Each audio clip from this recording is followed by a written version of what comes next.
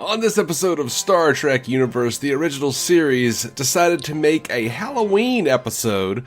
They had witches, a castle, a dungeon with skeletons, mind control, spells, a black cat. But the scariest thing was how Sylvia tries to ride that dick. Or maybe Chekhov's wig. We're talking Catspaw. Right after these rhymes from mysterious Shakespearean witches in black turtlenecks.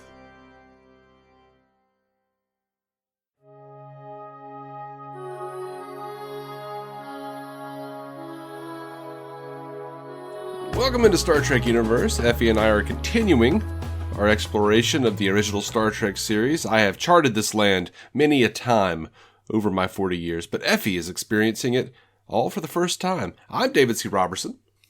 I am Effie O'Pelders, and I do indeed have no clue what this land is we're in. Never been here. What is this still a country? Is this the same planet we were on before? Who knows? Yeah, I mean, new season, new planet, maybe. That's fair. Yeah. We finished this season. We did. Look at us go. And they started season 2, and they're kind of not in the Star Trek universe at this point, because it's like, now suddenly they're doing sympathetic magic and weird shit. Yeah, we're losing the sci-fi thread a bit, just a tad, but it's entertaining enough. It's charming in its way, but it also doesn't make a fucking lick of sense. I feel like it's one of those episodes where they just kind of winged it. And they were like, oh, let's build the intrigue and do this weird thing, do that weird thing. And there's no, overall motivation that really makes sense of it all. In a way where I'm just kind of looking for answers I'm never getting. There's threads that will undoubtedly pull on throughout this conversation, as usual. But it still feels like, we know very little. I did like the creatures at the end. Wish we'd, seen them for more than a couple frames. Oh, they're burning away.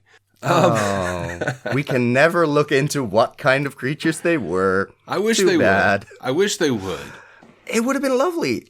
I would have liked knowing what kind of creatures they were, but also what they were looking for beyond. Okay, they ended up.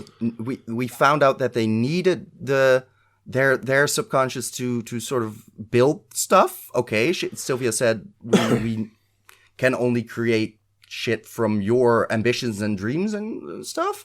Mm-hmm. But beyond that, what were they doing on that planet before? Was there no alternative? Why are there just two of them? There's so many just. We could have done with a little bit more thought, but... Yeah, well, I thought it was interesting that this is basically like Timu, Squire of Gothos. Because, Timu? Or Wish.com. Sorry, Wish.com, I know. Timu, yeah. I've apparently missed out on this thing. Yeah. Kind of the same thing. I'll Google it afterwards. Yeah. And then waste a bunch of cents on... garbage, probably. It's a bad knockoff of the Squire of Gothos. They have very similar sets. They even have a big meal prepared, Trelane thought probably had that lying around still, yeah. Yeah. Trelane thought Kirk was this, badass warrior that was looking for conquest. Korab. And he does some conquesting in this episode. Korab brings jewels and thinks you're this kind of man. There is that sort of, but what I read, when did you read this?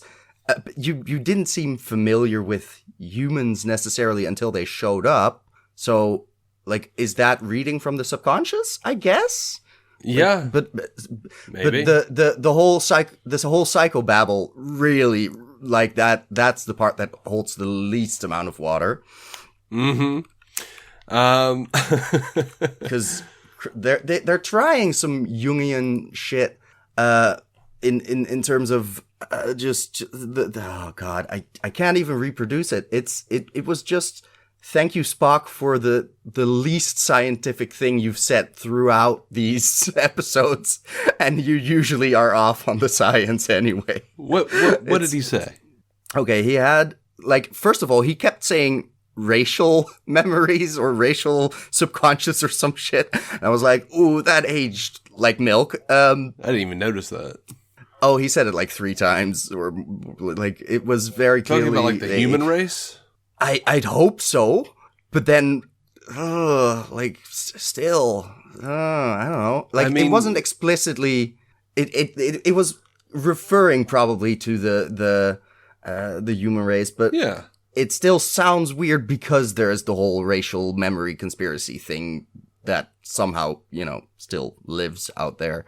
What is that? I don't even know what you're talking about. What are you talking about? Oh, this is where sorry. This is where I have to admit that I have listened to literally thousands of hours of Knowledge Fight. A wonderful podcast, and if you haven't dived into it yet, you shouldn't, because, like I said, there's thousands of hours of episodes on debunking InfoWars and Alex Jones, and there are points where Alex Jones absolutely just starts ranting about the memories and the instincts from the ancestors and like throughout the ages, and in that case it very much like feels like a white people thing and like, oh, the African racial memory, where you're like, I don't have the exact quotes, so please go and listen to another podcast. I guess it's a bad recommendation to make in the middle of this episode, but no, I'm for it. I'm for it. I'm good. Yeah, please leave. Just get the fuck off. No, you don't have to leave right now. Just write it down. Jesus Christ. Oh, good point. Yeah, there is. If you have a decent podcatcher, there's probably an add to queue functionality. Like, you figure it out. There is. I have no idea how you're going to find one episode in the Knowledge Fight backlog that tackles racial memories, but it comes up every now and then where it's just, why would you, why? In addition to that, no, it felt like they were like sort of on a archetypal, like we all have a collective subconscious, type thing in this episode. Like, oh, but then like our most base fears are apparently distinctly medieval, and very Halloween related, more so than, I don't know, death, fire. The large animal bit, that's fair. Like, I feel like a cat as large as that would be scary to us. Yeah. Like, that part checks out. I'm sad they could not get a saber-toothed tiger to cameo in this episode, but that too was very enjoyable. Just the general, we tried to get this cat to act. It did a lot of tricks, right? But it's also hella hard to get a close-up of a cat because that thing is moving all the fucking time and the shadows are slow motion and all that sort of stuff where it's like, yeah, he wasn't listening. He wasn't listening. Yeah. That delights me to no end. But I did also just like the camera tricks. They were good. Like, a lot of that stuff worked. Like, sure, you can tell that the looking at the cat through the door isn't, it's not modern CGI, but like the thing where the flame on the wall goes out and just the shadow play throughout the tiny set that he ran through, just delightful touches. I appreciated that. Yep. I like all of that stuff. Going back to what I was saying about, like, how it's very close to like Squire of Gothos in terms of like execution. Because, Trelane had trouble. He, like, went to the wrong time and got his information from the wrong time. I love that Korab, like, they were trying to figure out, like, something that was, epic and scary and all of these, like, big feelings. And it does feel like that's why they're here, is for feelings and to understand. I mean, that's why she's here. Like, she enjoys that a whole lot, but at the same time, there's this traitor thing, like that conversation is where things start rolling off, and you're like, okay, where's this going? What is the difference between these two, like in terms of opinion? But we don't get much further than, well, a woman scorned, and now she's crazy. Yeah. And admittedly, she should have been. Like, she should have been thankful for getting the gift of the feeling of betrayal and jealousy and like, oh, you used me. That's a very human feeling to have. welcome to womanhood, as many cis people have undoubtedly told me on the internet. But what was I even saying? It's the difference between those two isn't quite clear for me. Where I'm like, okay, like I know what she is. She's delighting in the feelings, and apparently sadism is stimulating, which, you know, it is to some probably. people. Probably. We've never engaged in such. No, never. I would never.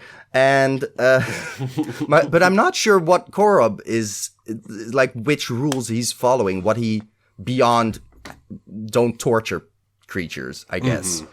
Like, outside of that, I'm not sure what his mission statement was, when he set out to curse the entire ship and like, scare them. And there were tests, apparently, or there weren't, and that was just a bluff. Like, there's a lot of those things where it's like, oh, you're pointing us one direction, and then you sort of do nothing with that. Yeah. We don't know what their actual mission was. They don't ever say. Yeah, no clue. I like that they were going for an idea and they accidentally harnessed the subconscious mind, the collective, human subconscious. Yeah. This vague idea of what we find like scary and epic and all this shit. And for what it's worth, a few things were actually scary, like the dead body on the Enterprise that started speaking. A couple of things were kind of really creepy. Yeah, there's just the falls over dead voices out of nowhere. Pretty creepy. Yeah. Even the witches, I'll give it to them. There's just also the skeleton on the wall would probably be scary in reality. I don't know. It's just hard to capture that we're in the cobwebs, like, in and of themselves aren't that scary, but the atmosphere, it's still not modern horror. You shouldn't go for that. It's a TV show that has different audiences in mind. Mm-hmm. Oh, by the way, yeah, Trelane, did I mention that Trelane also kidnapped officers and mind wiped them and turned them into slaves? Yeah, you hadn't mentioned that yet, but yeah, that makes sense. I mean, the kidnapping, I remembered, but yeah, the mind control thing is also a returning facet. Yeah. Yeah. God. So one of the things I really like about this episode is, and we already brushed up against it, but, they're playing with this idea, this like world building idea, this universe building idea that not everything is as it seems to be. We have this idea that magic is science that we don't understand yet. And without quoting the MCU. Yeah. Right. You know what? That pissed me off too, because I was saying that shit for years before the MCU, but whatever. Of course. Yeah. But then it went mainstream and you got fucked. Yeah. Yeah. And now everybody's like, oh, you're just quoting the MCU. I'm like, no, I'm not. Jesus. I'm just young. Anyway. Like, I was preaching that on the internet for years. Back in the day, when they were like, oh, they could never do like an actual Marvel universe because Thor is magic and Iron Man is science. And I'm like, y'all. Oh my goodness. Like, sure, in all those decades of comics, no one's ever thought of that difference and tried to explain it in any way. No. But I like the idea that they have this technology that they're bringing in, these characters from outside of our galaxy. We don't know what galaxy they're from. We don't know where they come from. But, they said that the wand was an amplifier for the mind. Right. And that gets into some... They landed on that, but also it's still called a transmuter, and it still had that technological aspect to it where it's like...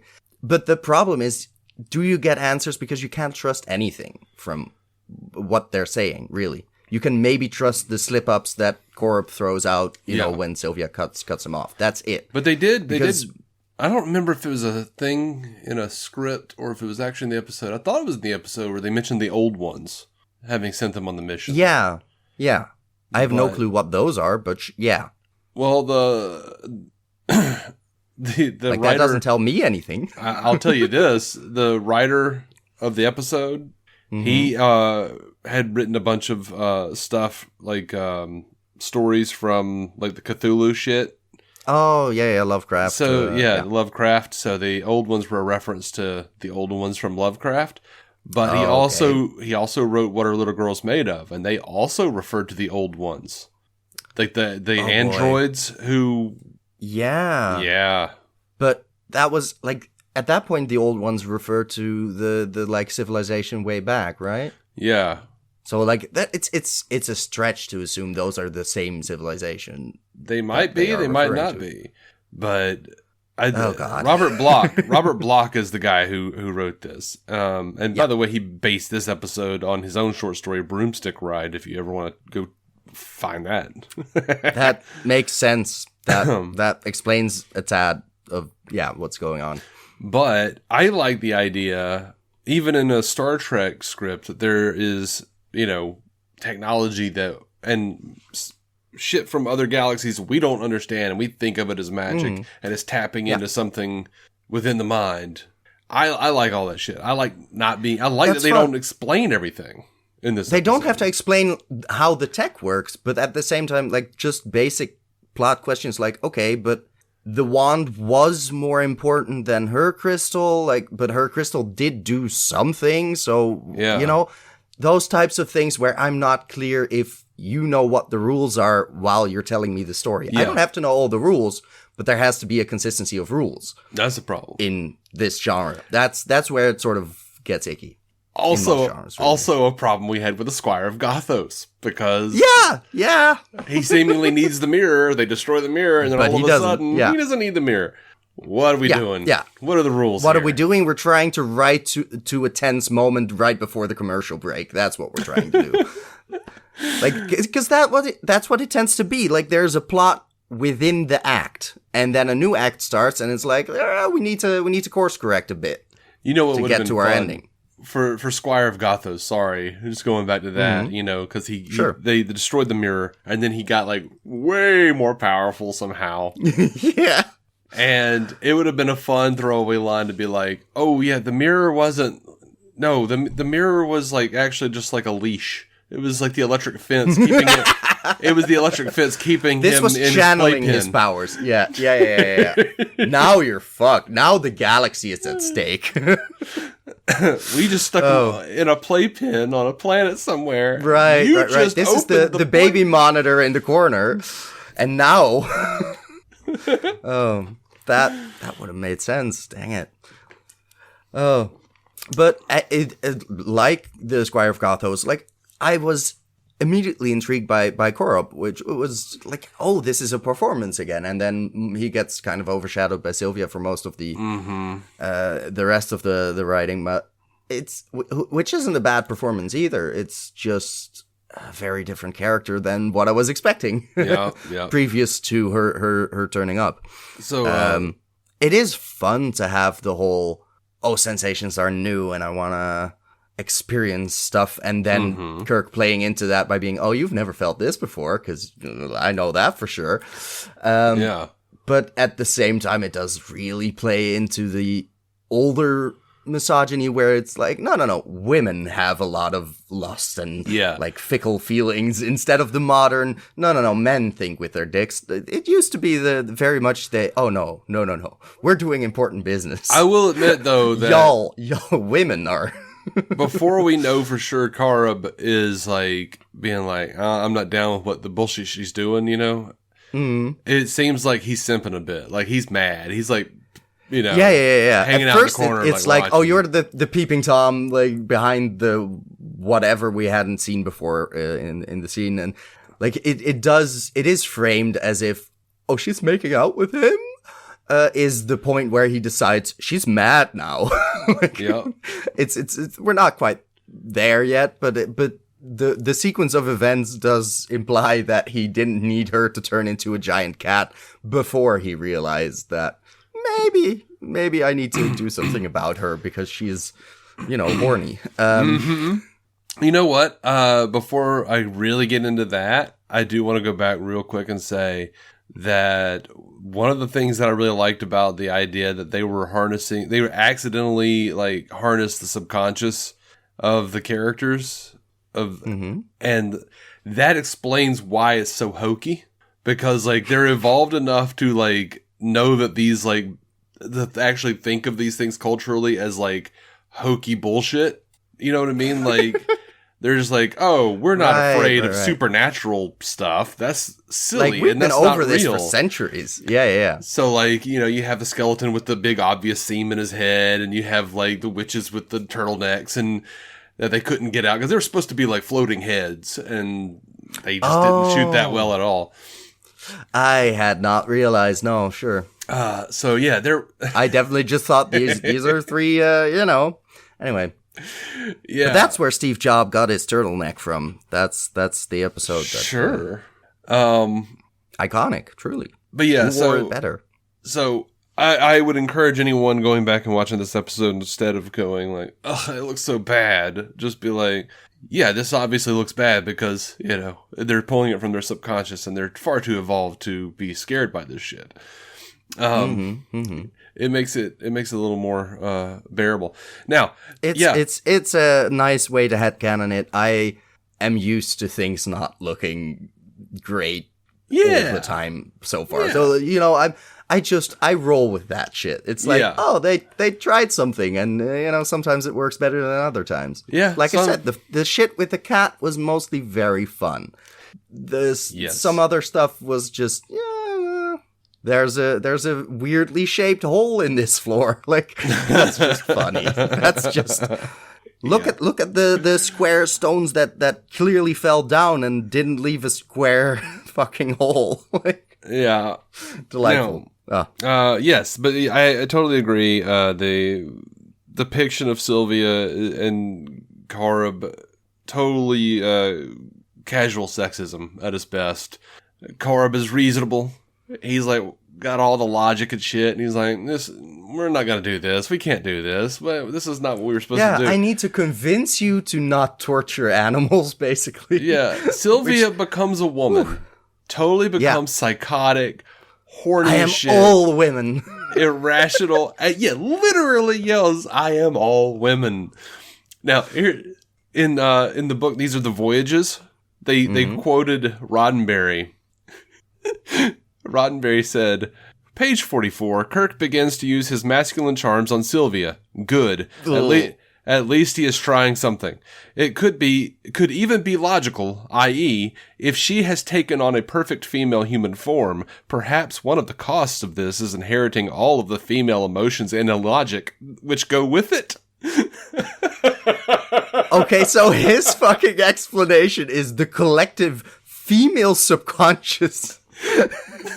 Like, at that, like, I'm sorry, but if you have the entire female collective subconscious, you should not be engaging with a man and surprised that he is using you or deceiving you or anything. Like, at that point, you should know better, bitch. No, I don't think that he's saying that it's the collective subconscious of all women.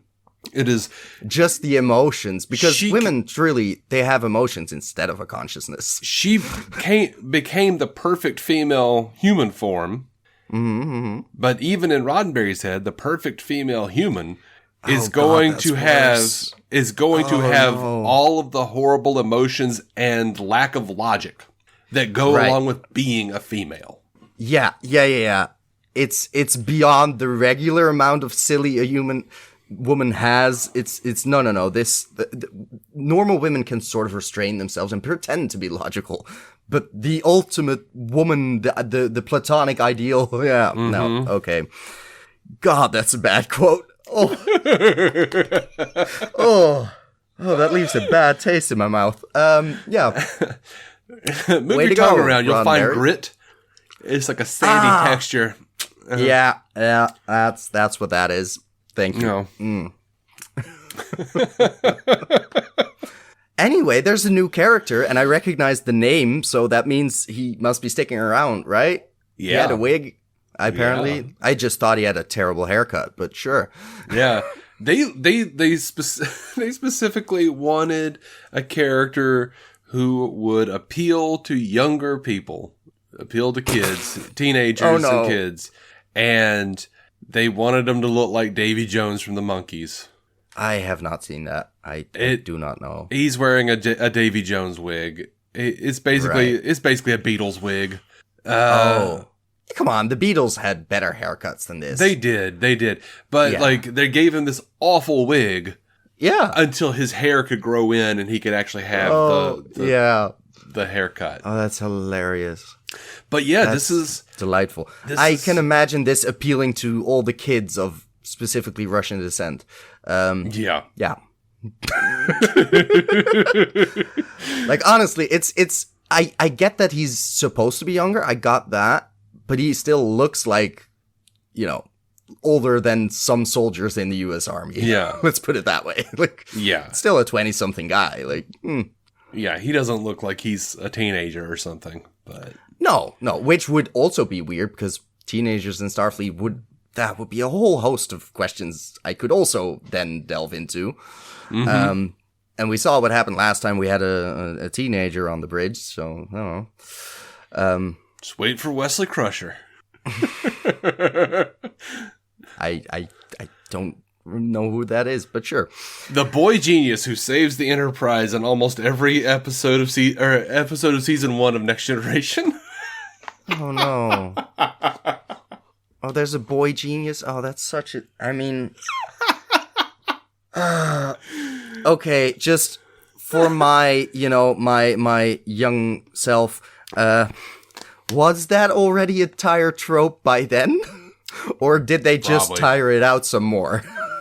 I think it was already kind of a tired trope. But, look, it's not as bad as all that.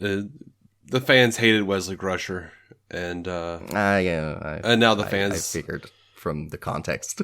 Now the fans have really embraced him in a lot of ways, so it's okay. That tends to be just the pendulum swings back and forth. It's everything becomes retro that became uncool before that and was cool before that, so the nerd shit does the same. Well, look, this is the guy who played him was Will Wheaton. Mm-hmm. Mm-hmm. I don't know if you know him. I know that name. I cannot place it for the life of me. Yeah, he was. He was in Stand By Me, that film you hate. Yeah. Shush. He was the main character. It was fine. Not the one who, not the bully character, but the main character. No, he wasn't a bully. I remember a group. Was there a main character? Sure. The kid who was telling the story. Yeah, I figured that was the one. The writer. Yeah. Okay. Sure. Yeah. So yeah, but he is a huge geek in real life, and he basically had like a really big film career ahead of him. He was doing stuff, and then he was like, "Nope, I want to do Star Trek." And yeah, that's a mood. And now he does like the after show for all the new Star Trek shows and stuff, and interviews people. That's cute. And, I love that.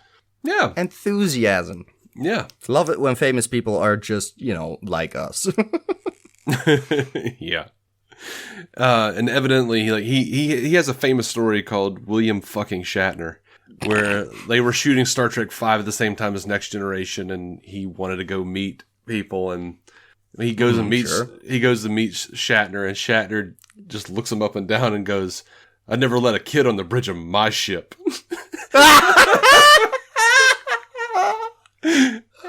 Which apparently sparked Roddenberry. Like, everyone on the Next Gen crew wanted to go beat the shit out of Shatner, and Roddenberry wrote a memo that was like, Will Wheaton is part of the cast, just like you are, and you're expendable. Oh God! He wound up apologizing to him and stuff. It was like, I would have just laughed at his face. Like, it's rude. It's like, in context, absolutely. It's someone in higher rank that is just telling you, fuck your existence as just your entire role. Like, Jesus, oof. Mm-hmm. But outside of that, ageism was apparently still a thing in the original series era, and I'll take that as canon. Yeah. Jesus. Shatner. Yeah, it makes sense. So, but I love that there was official action over that. Oh yeah, I do too. Like, someone is just taking themselves too seriously. Like, don't feed that. Don't. So, we talked about Chekhov being here. Existing. We talked about his wig mostly, but yes. This is the first episode officially that the Big Seven are on an episode together. Like, this is the crew that is I known had not as counted to 7 yet, but sure. Yeah, this is If the that's a crew. thing, I'll believe you. This is the Right. crew, with Chekhov being included. This is the crew that goes on to the movies. Yeah, that Just makes like sense. this is the quote unquote original series crew. So Yeah, that's why I recognize the name. Yeah. Like in all likelihood. yeah. I had not heard of, let's say, DeSalle before, but I'm guessing he doesn't show up a whole fucking lot. You know, he's shown up 3 or 4 times already, but this is his last appearance, DeSalle. Oh, this is his last one. Whoops. Yeah. What did he do previously? He was DeSalle. He was just down in engineering, I guess. Oh. No. He had a blue shirt at one point. He had a gold shirt at one point. He just keeps changing I mean, departments. then I'm bad at faces. Like, I'm not going to remember your character if you keep changing room, like which division you're in. In this episode, DeSalle wears a red engineering tunic, unlike the gold command tunic he wore in The Squire of Gothos and This Side of Paradise. The character started out as a navigator in Squire, then served as a science officer in This Side of Paradise, ending up as an engineer here. And apparently they thought that they would need an engineer to take care of engineering while Scotty was on the bridge or away. And then they just never went back to it, and he never showed up again. So, Sure. yeah. But DeSalle's been a consistent officer up until this point. Right. Yeah, this was just the first time I noticed he had lines, I guess. Yeah. Like many times we've previously established, I do not pay attention to any of the characters, even if they have names. Like, I know the big ones, that's it. Like, if you're bringing along Ensign this or Lieutenant that, like, I will ignore the name as if like I'm just gonna assume they're a one-off until they're not, and then I find out I've been watching them for 5 episodes already. that's basically it. Christ. So, This is why diversity matters, because you remember the different token characters, but outside of that, it's just another white guy, and I have enough of those in my mind. Yeah, I guess so. Anyway. So there are varying stories. One of them being that, like, George Takei was working on a John Wayne picture, and that's why they brought in Chekhov, and he, like, came in and was like, oh, all my lines are given to this guy now. And now there's also, like, in These Are the Voyages Season 2 book, Mark Cushman says that Block casually killed Sulu off in an early draft of the script. Jesus. That would not have gone over well, I presume. But I mean, they didn't kill him off. So No, I don't know. Like, they I'm sure they caught that. Yeah. Well, early But- on. Like, But before. Sulu is in this episode with He's there. Chekhov. So it calls into question to me, like, stories that George Takei has told about, like, how he couldn't be there for the first few episodes and he came in and he's like, who's this kid? Because this is the first episode of the season that they produced. Yeah, but like So he's Sulu there. is only in a couple of, like, he has one action beat, but outside of that, does he have a whole lot to do? He he's doesn't have there any in lines. the background. He doesn't. Yeah, he nods just doesn't yes have a and lot no. of lines, but he's there. Yeah, fair. Because he is, And he wasn't on the present in bridge. shots, yeah. No, he wasn't on the bridge, so that's why I thought, oh, maybe scheduling wise, they shot on different days, and he was not on any of the ship scenes or something. But I don't know. I don't know. By the way, in that book, Cushman notes this season they pulled the budget down from $195,000 an episode to $187,500 an episode, and at that point, only 4 episodes had been made for less than $195,000. Oh, Only okay. 4 out of 29. Yikes. Yeah, that's getting used to a new budget, I guess. Ooh. Yeah. Yikes. I need to read these numbers though, because I caught like slightly the difference between the last two, but I'm always like, these are big numbers. what was the last one again? And then I need to see it before I can do maths, I guess. Like, ugh. But it's less. It got less, and that tends to be an issue for television. Yeah. Yeah. It was substantially less. For a show that only 4 out of 29 episodes managed to make it below the $195,000 cap. Yeah, I mean, but if you never actually, like, at that point, if you just spend too much, like, they won't be happy with you. But apparently, you're overspending already. So, like, oh, just keep it up. Just see when they stop you. I've read the studio at like 6 o'clock sharp would just come down and like yank the cables out of the walls. Ooh, oh, that's dark. Yeah, that makes sense. Yeah. Like, nope, you're not going over. Different you're times. Not going over. Yeah. No overtime here. Like, go home. Fair enough. Then we'll just have to do another day at the end of this. No, yeah. Anyway, it's not ideal. Yeah. By the way, I love the when the witches do their spiel, and Kirk is like, Spock, comment, and Spock says, very bad poetry, Captain. Yes. Oh God, Spock had another couple zingers in there this episode. Yeah. Oh, it wasn't great poetry. No. I love it. Like Kirk is like, if we weren't missing 2 officers and a third one dead, I'd say someone was playing an elaborate trick or treat on us. And Spock says, trick or treat, Captain? He goes, yes, Mr. Spock, you'd be a natural. Like, yeah. Damn, dude. That one was uncalled for. Like, ooh. Like, it's fine to be, rubbing elbows, getting a little dig in here and there, but usually the other person is in on the joke that they're being made fun of. Otherwise, it's not as nice. And I do always love the bit where like where they're in the dungeon and Kirk is like, Bones, and looks over and sees the skeleton and goes, Doc? Yeah, let's change that. I hadn't caught that yet, but it makes sense in hindsight. Oh, yeah. Now I had missed the logic on that one. Some things just fly over my head. Yeah.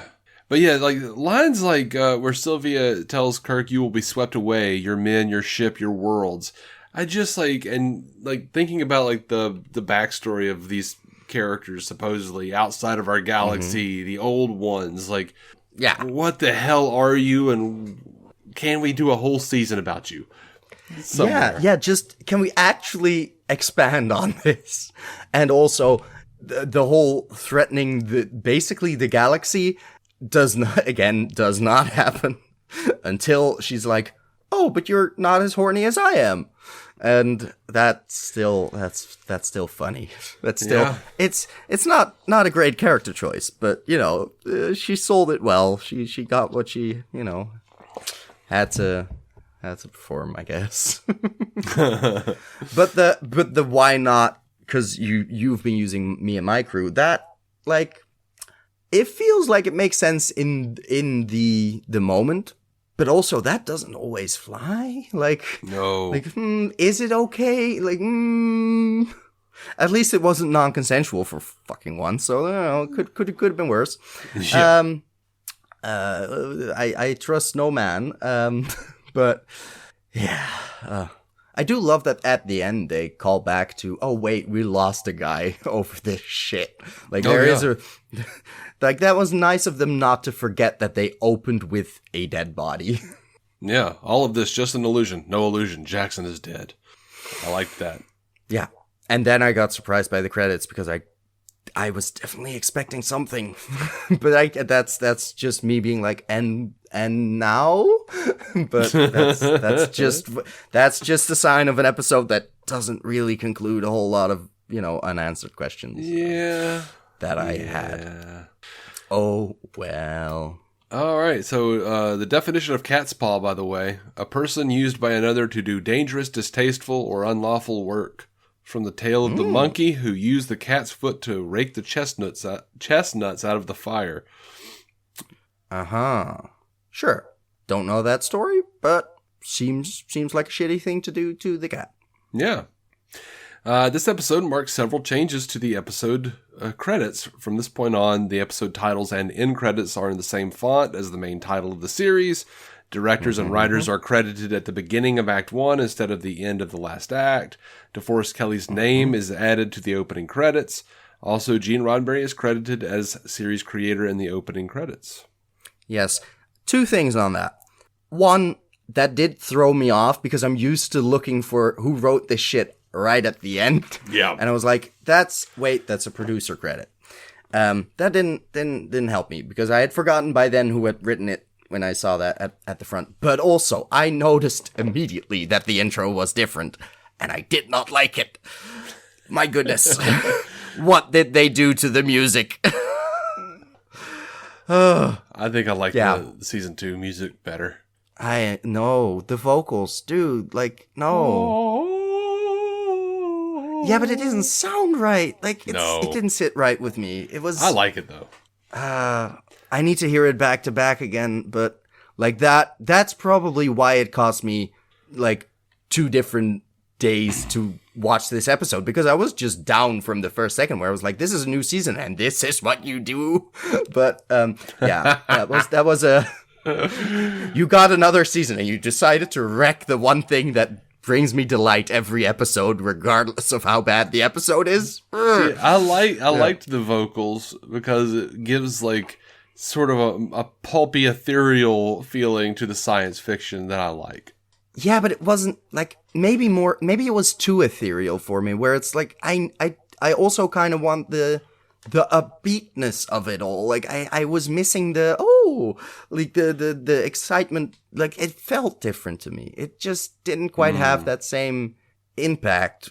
I was like I might even be fine with the vocals had they just been layered on top. But they were sort of overwhelming the base of that melody, which is just the best part of the theme. I felt like those instruments had been toned down to like compensate for, well, we paid these singers, I guess. And that just didn't feel like a good mix to me. Okay. But again, I will listen to this back to back because I forgot to do that beforehand. But damn it, if I like I remember on first impression, I did not like the change. I will probably be used to it in a couple episodes, but I was like, that was when I need to take notes on this shit. Like we're back podcasting. I need to remember. So I'm very glad you brought it up because I had definitely forgotten. But yeah, no, that didn't appreciate it. Also, it was also something about the editing of the visuals. Like there was a thing where it didn't speed up as much. Like it didn't have the speed ramp effect to the same extent at the point where the theme really kicks in. It looked smoother. Like it might have been a better shot generally if just purely effects wise. But I really like the charm of the old version where it just really zoofed towards the camera and at that same moment, you know, the full melody kicks in. Like, I don't know. I will have to get used to it. All right. Well, I mean, yeah. I have strong opinions on the most important parts of this show. That's why we do this cast, right? Yeah. Yeah. So the guy that played, what was his name? Good question. Sorry. What is the bald Korab? God. Oh, yeah, Korab, sure. The guy that played Korab, Theo Marcuse, he died in a car accident a month after this episode aired. Fuck. Jesus. Damn it. I liked him. And then he never had a role again, apparently. Jesus. Yeah, I guess not. Jesus, God. I don't think I've ever read that anywhere. Well, we had to find out someday. It's not the kind of thing you put in the like stories from behind the scenes book. Like, it's not a fun one. No. Let's advertise that the episode with a curse in it cursed the person who put the curse on the... Anyway. Yeah. So I'm sure someone will find this interesting. Maybe you, but I don't think they were paying attention to it. But and I don't think they even intended this at all. But the events of this episode take place on Stardate 3018.2, which means it took place right after the events of The Menagerie Part 2, whose events took place on Stardate 3013.1 to 3013.2, and before the episode Shore Leave, whose events take place from Stardate 3025.3 to 3025.8. Right. Which one was the Menagerie again? The Menagerie is where they do the trial for Spock and they watch the cage. Oh, yeah, right. That's the two-parter. I should have known. It's just, it's a title that doesn't tell me a whole lot, strangely. Okay, this is what happens when you actively try to avoid putting shit in a timeline. Eventually, you're accidentally going to use numbers that are too close to each other, and they're suddenly in order that you know. So if we go is by now Stardate, canon, bitch. Like, oh, Roddenberry, my God. Yeah. So we could use not his this brightest idea. We can use this factoid as an answer to anyone who's like, well, it's a continuity error that Khan recognizes Chekhov in Wrath of Khan when Chekhov wasn't in the first season. No, Chekhov was in the first season. We just didn't see him because Catspaw took place in between the Menagerie and Shore Leave.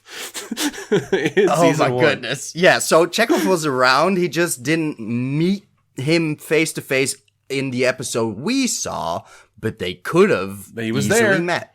He was there. Okay, well, fixed it. Yeah. That's good. I like that.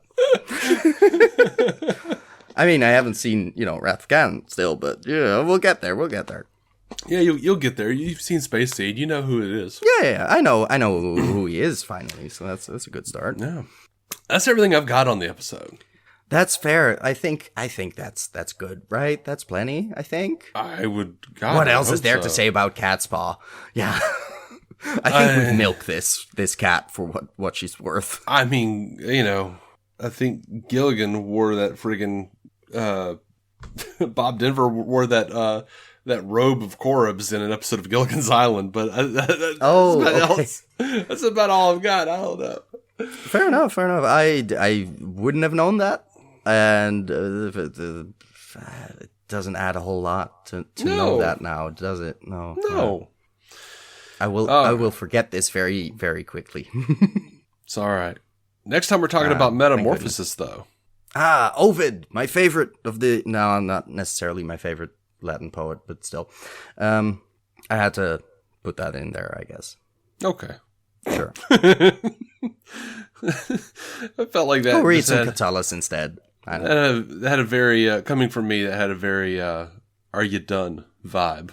Right? You done? I want to end this episode, motherfucker. And I never let you. I know. It's a disease. Yeah, it's all right. Until next time, Joe Lontrue, live long and prosper.